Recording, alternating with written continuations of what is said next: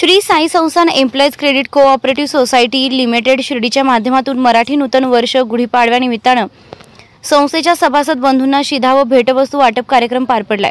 या प्रसंगी साईबाबा संस्थानचे मुख्य कार्यकारी अधिकारी गोरक्ष गाडीलकर, उप कार्यकारी अधिकारी तुकाराम हुलवळे, प्रशासकीय अधिकारी बीडी दाभाडे, श्रीमती प्रज्ञा महांडुळे, साई संस्थानसह संरक्षण अधिकारी रोहिदास माळी, विठ्ठलराव वर्गे आदींसह संस्थेचे चेअरमन विठ्ठलराव पवार व संचालक बंधू सभासद उपस्थित होते। उपस्थित मान्यवरांच्या शुभ हस्ते सभासदांना यावेळी शिधा व भेटवस्तू वाटप करण्यात आले।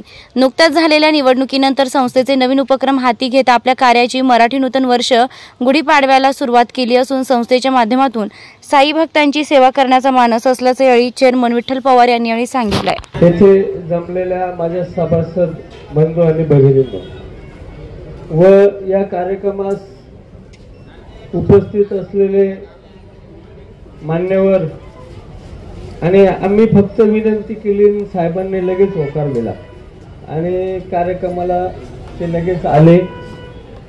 असे आपल्या श्री साईबाबा संस्थानचे मुख्य कार्यकारी अधिकारी माननीय श्री गोरक्ष गाडीलकर साहेब, उपकार्यकारी अधिकारी माननीय श्री तुकारामजी हुलवळे साहेब, प्रशासकीय अधिकारी प्रज्ञा महांडुळे मॅडम, दाभाडे साहेब व सध्या बऱ्याच चोऱ्या पकडून त्या भक्तांना त्या वस्तू सुपूर्त करणारे एक कर्तव्यदक्ष पोलीस निरीक्षक माननीय श्री रोहिदासजी माळी साहेब,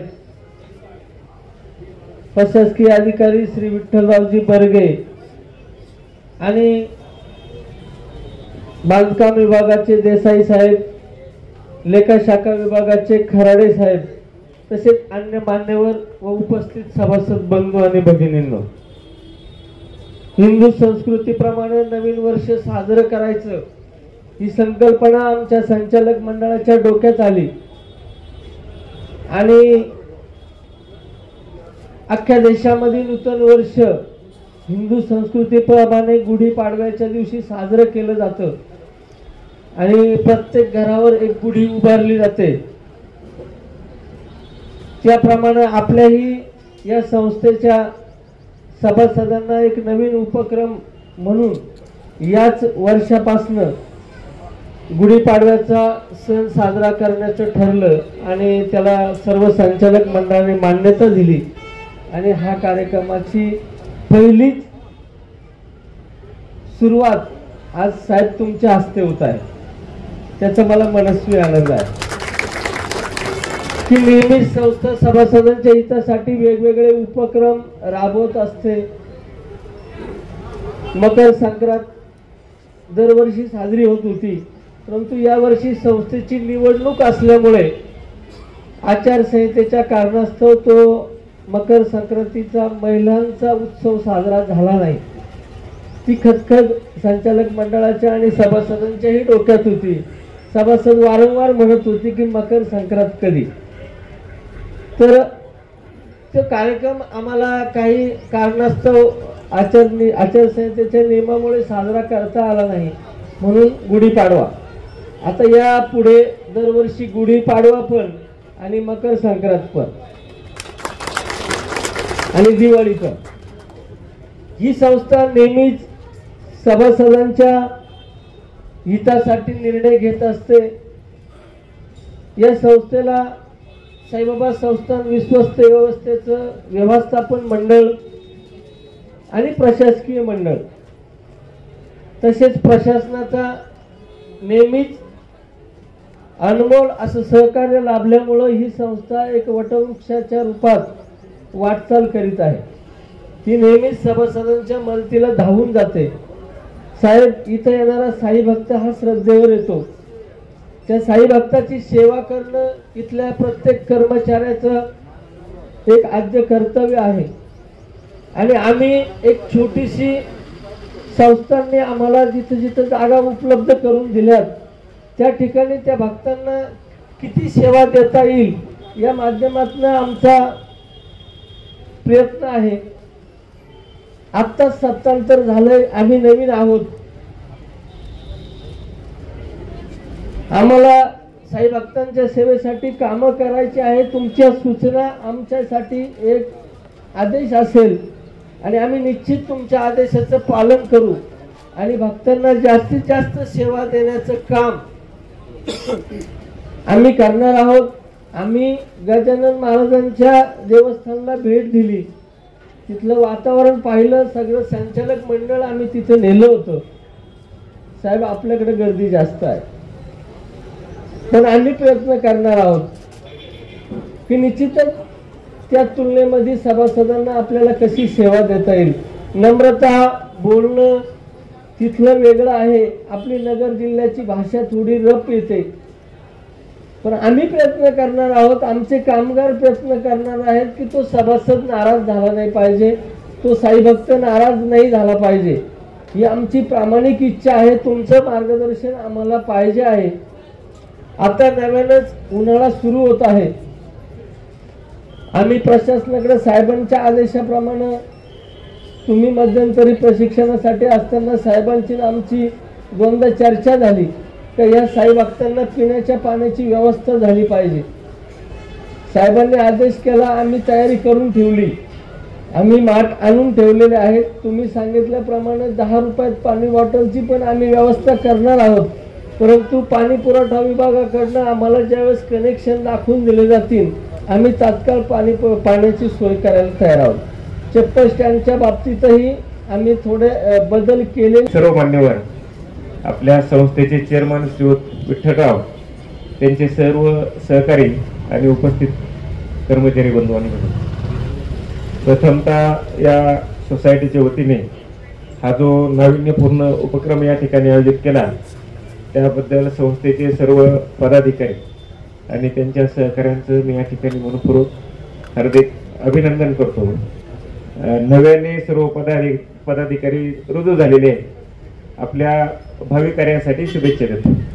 आपल्या हातून चांगलं काम कसं होईल यासाठी शुभेच्छा देतो. मी सोमवारी म्हणजे मागच्या महिन्यात जॉईन झालो होतो, 1.5 महिना ट्रेनिंगला होतो. ते 3 दिवस आणि आता एक 4-5 दिवस आहे, आजचा 5वा दिवस आहे. संस्थांचं कामकाज पाहतो आहे. ते कामकाज पाहता असताना बराचसा एरिया माझा पाहून झालेला आहे आणि हे पाहत असताना मला असं आठवतं की केवढं मोठं कामकाज जे आतापर्यंत झालेलं आहे. म्हणजे संस्थांचा कारभार जो आहे तो केवढा आहे आणि हा सर्व कारभार जो आहे आपण अत्यंत चांगल्या रीतीने काम करत आहात. आपण जवळपास किती 5,000 5,500 कर्मचारी आहेत. हां 5,500 म्हणजे वेगवेगळ्या कॅटेगरी मधले सर्व कर्मचारी आहेत. आपण निश्चितचपणे चांगलं काम करत आहात. परंतु हे काम करत असताना आपल्याला जे फिनिशिंग करायचं आहे चांगलं करतात आहे, फक्त फिनिशिंग जे करायचं आहे ते फिनिशिंग आपल्याकडून चांगलं व्हायला पाहिजे. या ठिकाणी उलवळे साहेबांनी जे अत्यंत रास्त अपेक्षा ज्या आहेत त्या व्यक्त केलेल्या आहेत. इथं जो येणारा भाविक जो आहे तो आपल्या राज्यातला आहे, आपल्या देशातला आहे आणि इंटरनॅशनल आहे. बरेचसे 4-5 दिवसात मी ज्यांना भेटलो, एक जण बँकॉक मधून आलेला आहे, दुबई मधून आलेला आहे, ऑस्ट्रेलिया मधून आलेला आहे. हे साऊथचे तर आपले आहेतच सर्व जागतिक स्तरावरून सर्व लोक या ठिकाणी भाविक मोठ्या भक्तिभावाने या ठिकाणी येत असतात आणि या ठिकाणी आल्यानंतर माफक अपेक्षा एवढीच असते की माझं दर्शन जे आहे ते व्यवस्थित झालं पाहिजे आणि हे दर्शन व्यवस्थित होण्यासाठी आपल्याला प्रत्येकाला काय करायला पाहिजे. प्रत्येकाने आपापला खरेचा वाटा जो आहे तो त्या ठिकाणी उचलला तर निश्चितचपणे आपण चांगली सेवा जी आहे त्या ठिकाणी त्याला देऊ शकतो. म्हणजे आल्यानंतर त्याची निवासस्थानामध्ये राहण्याची व्यवस्था, त्याचा फॉर्म व्यवस्थित भरून देणे, कोणालाही कोणत्याही ठिकाणी म्हणजे बाहेरची व्यवस्था जी आपली निवास व्यवस्था जी आहे कोणत्याही ठिकाणी 5 मिनिटाच्या वर वेटिंग करायला लागलं नाही पाहिजे अशी व्यवस्था जी आहे आपली निवासस्थानाच्या ठिकाणी आपली व्हायला पाहिजे. मग काही ठिकाणी जे आहे ते थोडे काही काउंटर वाढवायचे असतील तर ते काउंटर जे आपण वाढवून घेतले पाहिजे. आलेल्या व्यक्तीशी भाविकाशी जे आहे तो माझा भाविक आहे म्हणजे आपण आल्यानंतर आपण सर्वजण पाहतो ना किती ते दर्शन घेण्यासाठी किती आतुर असतात, किती भावनिक झालेले असतात. आपण मी कुठं दुसरीकडे गेलो तर आपलं काय असतं दर्शनच व्यवस्थित व्हायला पाहिजे. तर ते दर्शन व्यवस्थित होण्यासाठी जी आपल्याला सेवा द्यायची आहे ती सर्व त्याच्याशी व्यवस्थितपणे बोलणे, त्याला दर्शनाला घेऊन जाणे म्हणजे आपली जी ज्याला जो रोल दिलेला आहे तो रोल प्रत्येकाने एक चांगल्या रीतीने केला तर आपण चांगलं काम करू शकतो. 2-4 दिवसामध्ये मला थोडंसं निदर्शनास आलं की ट्रेनिंग जे आहे आपल्या स्टाफला जो आहे, जे काम करतो आपण, जे काम करतो त्याची माहिती आपल्याला जे येते चांगल्या रीतीने व्हायला पाहिजे. तर ते प्रशिक्षणाचा कार्यक्रम बी जो आहे आपल्याला घ्यायचा आहे. म्हणजे अकाउंटवाले असतील, प्रोटोकॉलवाले असतील, निवास व्यवस्थेवाले असतील, चांगल्या रीतीने सेवा. हॉस्पिटल असेल तर देशातलं 1 नंबरच्या हॉस्पिटलमध्ये जी सेवा मिळते ती सेवा जी आपल्याला त्या हॉस्पिटलमध्ये मिळायला पाहिजे. जे आपलं निवास व्यवस्था जी आहे त्या निवास व्यवस्थेमध्ये सुद्धा चांगली निवास व्यवस्था त्याची झाली पाहिजे. म्हणजे दररोजची स्वच्छता आहे, ते बेडशीट बदलणे आहे, पाण्याची व्यवस्था आहे, राहण्याची व्यवस्था, साफसफाई जी आहे ती व्यवस्थितपणे झाली, प्रसादालय आहे, सर्व जे आहे प्रत्येकाला जो रोल दिलेला आहे तो त्यांनी व्यवस्थितपणे करायला पाहिजे. हे करत असताना आता आपल्या बऱ्याचशा अडचणी बी आहेत, तुमच्या बी काही समस्या आहेत. तर आपल्याला जे जे काय वाटतं सर ही या ठिकाणी आपल्याला सुधारणा व्हायला पाहिजे. कोणी बी, ते संस्थेचे पदाधिकारी असतील, आमचे प्रशासकीय अधिकारी असतील, आपला कोणताही कर्मचारी असेल, त्यांनी सुद्धा संस्थांच्या भल्यासाठी आपल्याला काय करायला पाहिजे ही त्यांनी सूचना केली तर निश्चितचपणे त्याच्या सूचनेचा आदर केला जाईल आणि त्याप्रमाणे कामकाज जे सुधारण्यासाठी जे ते केलं जाईल. आपल्या इतर बी अडचणी ज्या आहेत, आता मी प्रशासकीय प्रमुख आहे तर आपल्या कर्मचाऱ्याची काळजी घेणे ही सर्वात प्रथम जी आहे ती माझी जबाबदारी आहे. माझ्या कर्मचाऱ्याचा विश्वास जो आहे तो संपादन करण्याची माझी जबाबदारी आहे. आपल्याला कोणतीही अडचण असेल, कोणत्याही वेळी असेल तर आपण ती सांगितली तर निश्चितचपणे ती निवारण करण्याचा प्रयत्न जो आहे तो निश्चितचपणे माझ्याकडून केला जाईल असे एक तुम्हाला या ठिकाणी मी ग्वाही देतो. संस्थेचं कामकाज सुद्धा अत्यंत चांगल्या रीतीने चालू आहे. म्हणजे येतात माहिती घेतली आणि थोडं 2 मिनिटं बसलो होतो तर ते कामकाज जे आहे आपलं अत्यंत चांगल्या रीतीने कामकाज चालू आहे. लोकाभिमुख कार्यक्रम कामकाज चालू आहे. 5000 कर्मचारी म्हणजे हे सर्व संस्थांचं नाक आणि डोळा आहे सर्व. म्हणजे तुम्ही जसं काम करणार तसा आपला संदेश बाहेर जाणार आहे. तर असा संदेश जो आहे आपला बाहेर गेला पाहिजे, नम्रतेने वागलं पाहिजे. त्याच्याशी अटॅचमेंट, संस्थान माझं आहे, मी त्या अकाउंटला काम करतो म्हणून मी ते दर्शन रांगेत पाहणार नाही किंवा मी प्रसादालयात पाहणार नाही.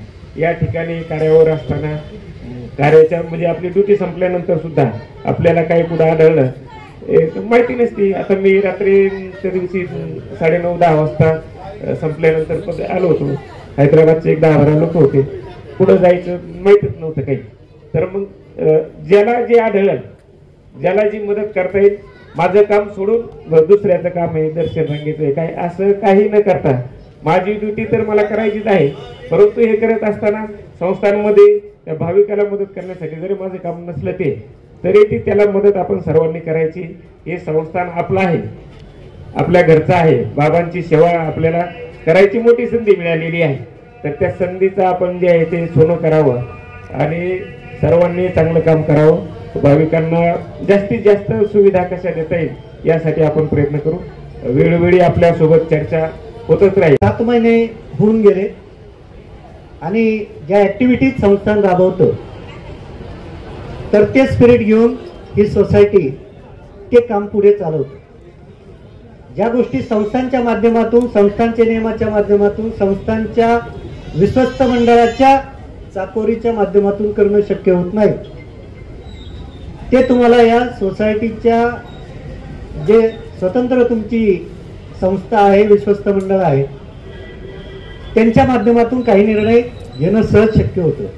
म्हणून मी सांगितलं आत आणि बाहेर काही जरी असलं तरी तुमचं आमचं सर्वांचं स्पिरिट एकच आहे की या ठिकाणी येणारा जो साई भक्त आहे त्या साई भक्ताला वेगवेगळ्या प्रकारच्या सेवा सुविधा उपलब्ध करून देणे.